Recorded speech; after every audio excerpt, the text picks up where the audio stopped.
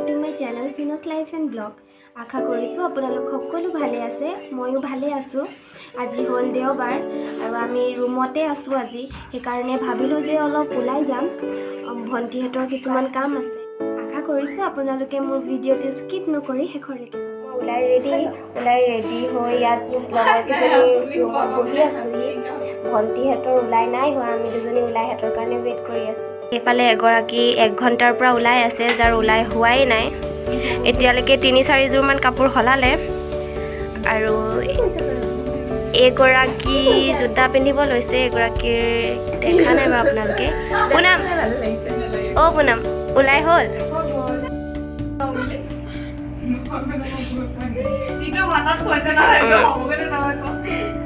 হ'বগৈনে বাৰু আজি?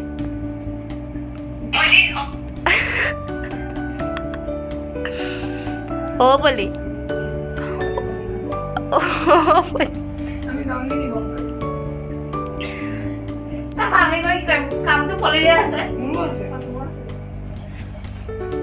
হাই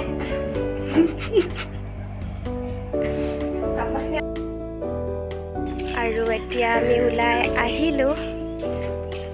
লগত আহিছে দুজনী ভণ্টি আৰু এগৰাকী আমাৰ মীনাক্ষী বান্ধৱী। এনেই কি ল'বা বাৰু তুমি? আপুনি কি ল'ব?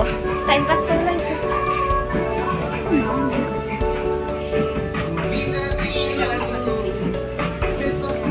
সেইফালে আছে চপ্পল। লাগিছে প্লিজ লৈ যানা। খাইছা ন? মজা ওলাইছে কিন্তু দেই। মজা। ভাত খাব লৈছোঁ এতিয়া। আৰু এগৰাকী আমাৰ বেমাৰী বাইদেউ, তেখেতৰ গা বেয়া, সেইকাৰণে কম্বল লৈ মেলি ভাত খাইছে আৰু